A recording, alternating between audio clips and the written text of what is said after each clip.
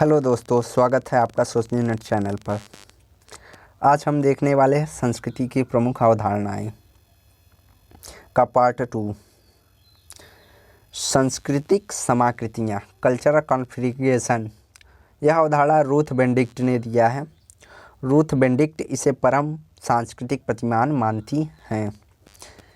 किसी भी संस्कृति के भीतर कई उप संस्कृतियाँ या प्रतिमान होती हैं। जैसे भारतीय संस्कृति को ले ले। भारतीय संस्कृति के अंतर्गत कई उप संस्कृतियाँ हैं, जैसे पंजाबी, बंगाली, द्रविड़, राजस्थानी, मुसलमान, ईसाई, जनजाति आदि प्रकार के प्रतिमान पाए जाते हैं। यह सब मिलाकर जिस एकीकृत प्रतिमान का निर्माण करते हैं उसे सांस्कृतिक समाकृतियाँ कहते हैं। सांस्कृतिक प्राधान्य, कल्चरल हेगेमनी अवधारणा एंटोनियो ग्राम्सी ने दिया है।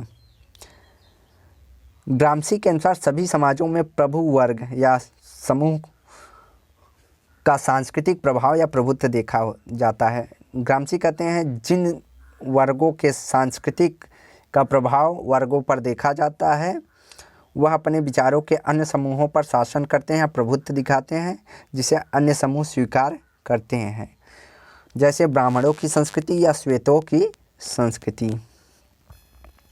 सांस्कृतिक पुनर्विन्यासन, कल्चरल रिविलाइजेशन।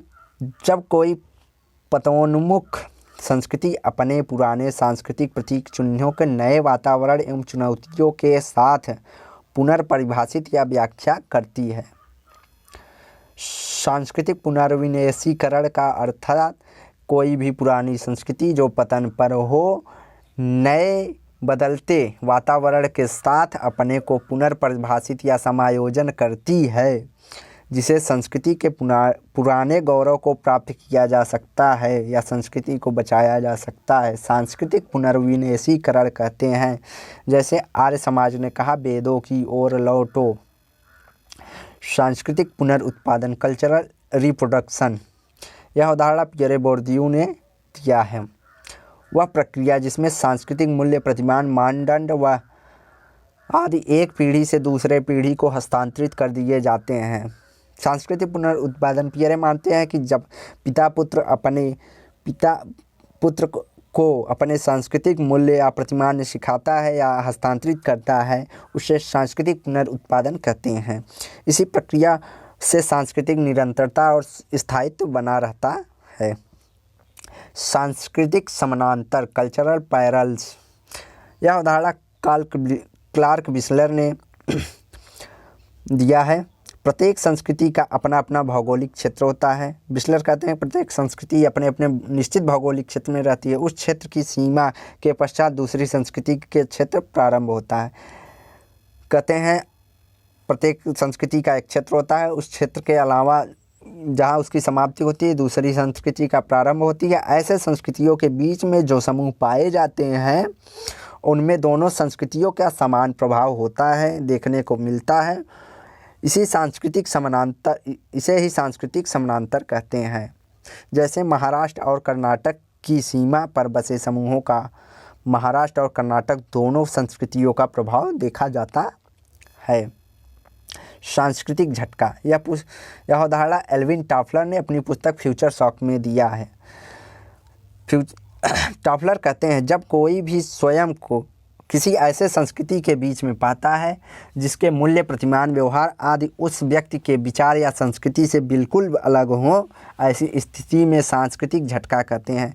जब ऐसे व्यक्ति को अचानक ही किसी ऐसे संस्कृति के बीच में पहुंच जाता है जो उसके सांस्कृतिक से विपरीत होता है तो उसे सांस्कृतिक झटका कहते हैं। किसी पश्चिमी के व्यक्ति का भारत में सती प्रथा, बाल विवाह, शिशु बालिकावध को देखना या किसी भारतीय का पश्चिमी संस्कृति के कार्य क्रियाकलापों को देखना हो आदि। सांस्कृतिक निर्धारणवाद, कल्चरल डिटरमिनिज्म। यह अवधारणा क्लार्क विस्लर ने दिया है। सांस्कृतिक निर्धारणवादियों के अनुसार समाज में सभी पक्ष संस्कृति द्वारा निर्धारित होते हैं। सांस्कृतिक निर्धारणवादी मानते हैं कि समाज का निर्माण संस्कृति से हुआ है या समाज में घटने वाली क्रियाएं संस्कृति के माध्यम से नियंत्रित होती हैं। संस्कृति में परिवर्तन से समाज बदलता है। वे कहते हैं संस्कृति में जब परिवर्तन होता है तभी समाज में भी परिवर्तन होता है। संस्कृति समाज का केंद्र है। सांस्कृतिक निर्धारणवादी मुख्यतः जर्मनी और अमेरिकी समाजशास्त्री प्रमुख रहे हैं। इनमें अन्य समाजशास्त्री निम्न प्रकार से थे, जैसे अल्फ्रेड कोबर, अल्फ्रेड वेबर, क्लाउडी क्लूखान आदि प्रमुख थे। सांस्कृतिक बाहुल्यवादी कल्चरल प्लेरिज्म, इससे तात्पर्य ऐसे समाज में है जहाँ एक से अधिक सांस्कृतिक समूह सम्मान तथा सह-अस्तित्व की भावना से रहते हैं। इसमें एक संस्कृति दूसरी संस्कृति को अपने ऊपर नहीं थोपती है। सांस्कृतिक बहुलवाद, जहाँ संस्कृतियों की बाहुलता हो लेकिन किसी भी संस्कृति को एक दूसरे को प्रभावित न करती हो या एक दूसरे को थोपती न हो, सांस्कृतिक बाहुलवाद कहते हैं। जैसे भारत में राजस्थानी, पंजाबी, गुजराती, मराठी आदि अलग अलग संस्कृतियाँ पाई जाती हैं, लेकिन कोई किसी को भी नुकसान या सब अपनी अपनी संस्कृति के अनुपालन ही चलते रहते हैं। निजात केंद्रवाद, यह अवधारणा एथनोसेंट्रिज्म की अवधारणा W.G. समनर ने अपनी पुस्तक फॉकवेज में दिया है। निजात केंद्रवाद वह भावना है जिसमें व्यक्ति किसी संस्कृति को अपनी संस्कृति के मानदंडों से परखता या तुलना करता है। सरल शब्दों में समझे कि वह अपने संस्कृति को श्रेष्ठ या और अन्य संस्कृतियों को हीन समझता है। जैसा हिंदू मानते हैं कि पश्चिमी संस्कृति गलत है, वहीं पश्चिमी संस्कृति वाले मानते हैं कि एशियाई संस्कृति हीन है।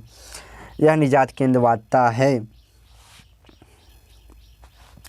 निजात केंद्रवाद के लाभ होते हैं, इससे अपनी संस्कृति के प्रति निष्ठा बनी रहती है और स्वाभिमान की भावना बनी रहती है। अंतर समूह में बंधे रहते हैं व्यक्ति।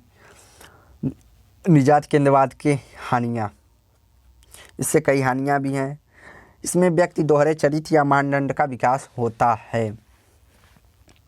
सांस्कृतिक बाहुल्यवादी समाजों में सांप्रदायिक समस्याएं जन्म लेती हैं। जैसे भारत में हिंदू और मुस्लिम समुदाय अपनी अपनी संस्कृतियों को उच्च बताते हैं।